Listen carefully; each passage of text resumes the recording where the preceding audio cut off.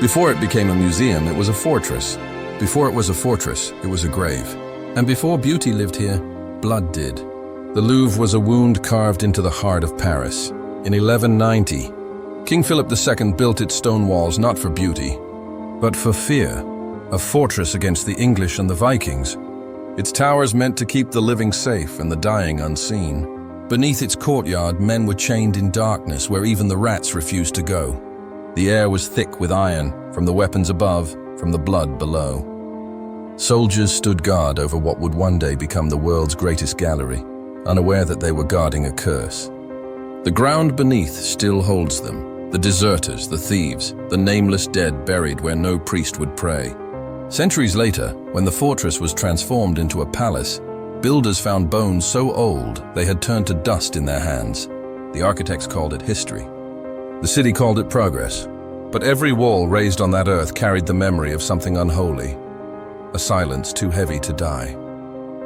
The Louvre's foundation was not laid in stone. It was poured in fear. Perhaps that is why no empire that claimed it ever truly survived. Because every time beauty tried to bloom here, it had to root itself in blood first. Centuries passed, and the fortress of fear began to change its skin. Kings replaced its moats with marble, its prisons with corridors of mirrors. The scent of blood was masked with incense, and the screams that once echoed through stone were drowned beneath the sound of harps. By the 14th century, the Louvre had become a palace, the beating heart of royal ambition. But no crown glitters without a shadow. King Francis I filled its halls with the spoils of Italy, claiming the masterpieces of other worlds as trophies of civilization. Leonardo da Vinci's Mona Lisa crossed the Alps not as a gift, but as a conquest, a quiet prisoner of art that would never see her homeland again. Each column, each canvas, was polished until its origin story disappeared. The fortress no longer protected France from enemies. It protected the illusion of its own glory. Within its walls, beauty became a weapon, and culture became camouflage for greed. And while the people starved beyond its gates, the kings who slept inside convinced themselves they were chosen by heaven. Yet heaven, if it looked down, would have seen a different truth, that the Louvre's transformation was not redemption, but disguise. Fear reborn as elegance. The walls that once guarded kings became witnesses to their ruin. When the revolution came, the Louvre's marble corridors, once scented with rose water and candle wax, filled instead with sweat, fear, and whispers of death. Marie Antoinette had walked here once in silk and diamonds, her laughter trailing like perfume through the royal halls. Now those same halls echoed with footsteps of guards escorting prisoners to their final dawn. The palace that symbolized divine power became a waiting room for execution. Every portrait watched in silence as its subjects were dragged to the guillotine, their painted eyes reflecting horror they could not warn against. The chandeliers that once glittered above royal feasts now flickered dimly above the condemned. And when the queen was led to her death, the air outside the Louvre turned colder, as though the stones themselves knew a curse had been sealed. They said she died with dignity, but dignity means nothing to the dead. What remained was irony, the kind that poisons history. The people cheered, believing they had destroyed tyranny. But the Louvre endured, silent and unpunished, its walls absorbing both crown and rebellion alike. The fortress that once protected the throne now kept its ghosts. In the aftermath of blood and broken crowns, the revolutionaries made a promise that beauty would now belong to the people. And so in 1793, the doors of the Louvre opened not to nobles or priests, but to the masses. The same halls that had hosted royal banquets now displayed paintings looted from the fallen. Marble gods replaced mortal kings, and the people of France were told they finally owned what had once been untouchable. But the irony ran deeper than the stone beneath their feet. Much of the art that filled those rooms had been stolen long before, from Italy, from Egypt, from lands conquered in the name of civilization. Freedom had simply changed its frame. The revolution had killed the monarchy, but kept its appetite for taking. They called it a people's museum, but the people could only look, never touch, never claim. The Louvre became a shrine to possession, dressed as liberation. The very walls seemed to whisper that beauty was still a cage. Only the guards had changed. It was not redemption that filled the Louvre that year. It was rearranged power, blood washed clean by marble and light. Then came the man who turned glory into religion. Napoleon Bonaparte saw the Louvre not as a museum, but as a monument to himself. Where others saw walls, he saw a throne. He called it the Musée Napoleon, and sent armies across Europe to fill it. Rome stripped of its saints, Venice robbed of its altars, Cairo emptied of its gods. Caravans of stolen masterpieces arrived like trophies from a divine war, each one a whisper of conquest disguised as enlightenment. He said he was bringing civilization to Paris, but what he truly brought home was the memory of every city he had broken. The halls of the Louvre swelled with beauty that wasn't France's to keep. The spoils of victory gleamed under candlelight, pretending to be culture. And while nations mourned what they had lost, Paris celebrated what it had taken. For a time it worked. The empire shone, the Louvre flourished, and history applauded. But even the brightest empire rots from within. When Napoleon fell, the echo of every stolen masterpiece came back like a curse. It was as if the paintings themselves remembered where they came from and wanted to go home. When Napoleon's empire collapsed, the curse he had unknowingly awakened began to speak. The victors of Europe came to Paris not as guests, but as collectors, demanding what was rightfully theirs. For weeks, crates were dragged from the Louvre's marble halls, paintings, statues, relics of gods and men, each one a silent confession leaving the city. Caravans of wagons rolled through the streets like funeral processions for stolen beauty. The citizens watched in silence, their pride unraveling with every departing masterpiece. What had once been a symbol of France's brilliance now stood half-empty, haunted by its own greed. But not everything was returned. Some pieces vanished into private hands, others were hidden beneath false walls or buried in archives under new names. The Louvre's shame became its secret, and secrets, when buried in marble, tend to grow roots. Even today, art historians whisper of missing canvases, of sculptures that appear in records centuries apart, like ghosts that refuse to rest. France had tried to own eternity, and eternity had taken its revenge.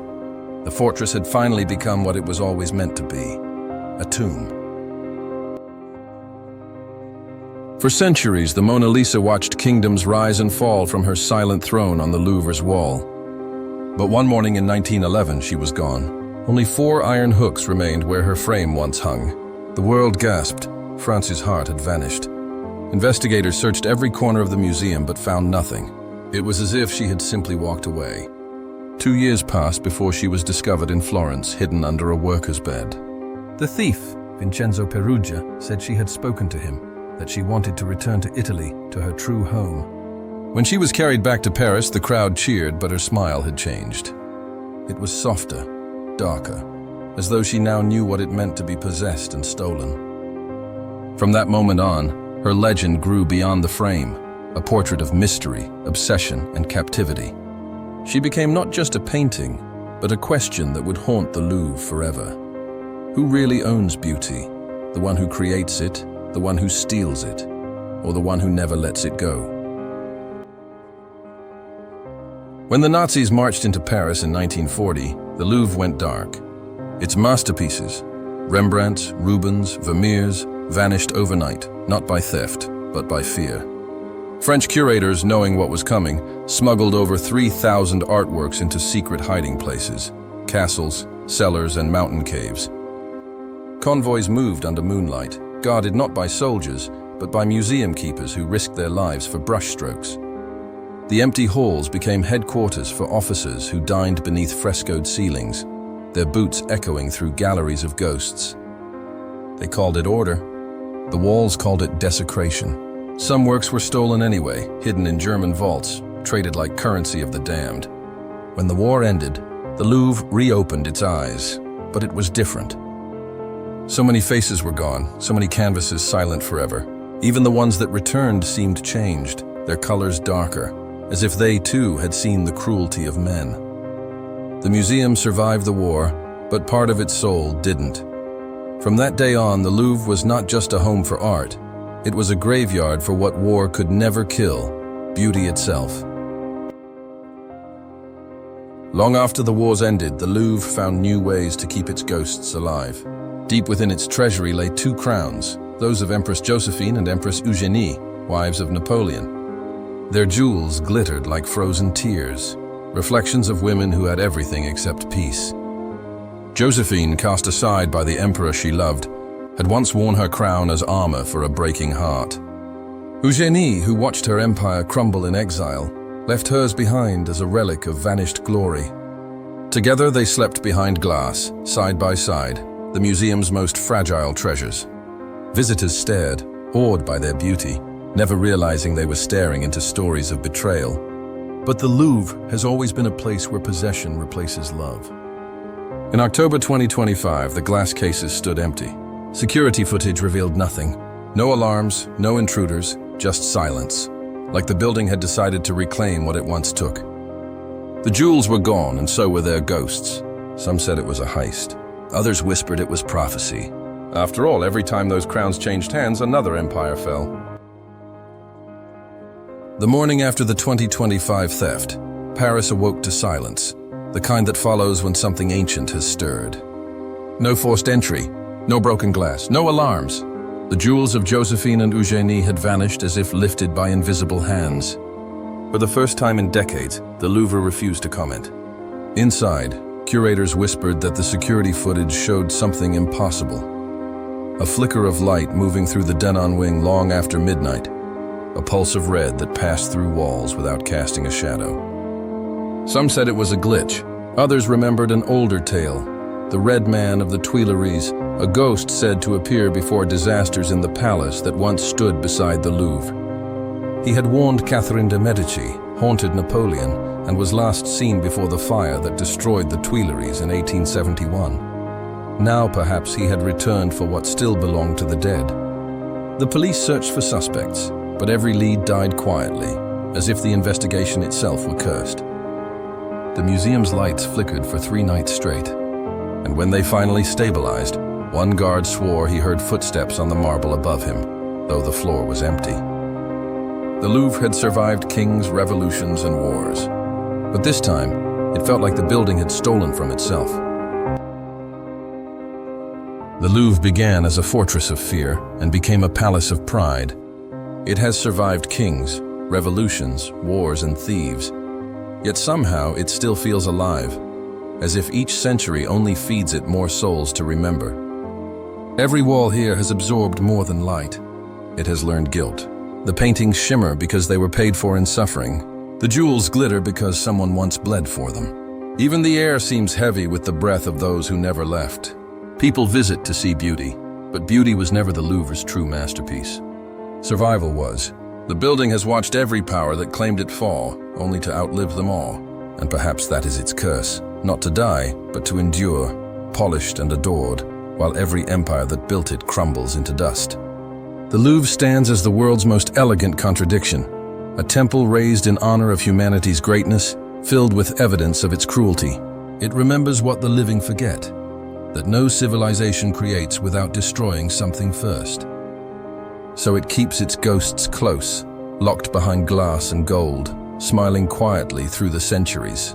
The Louvre was never just a museum. It is history's most beautiful wound, and it still bleeds, one visitor at a time.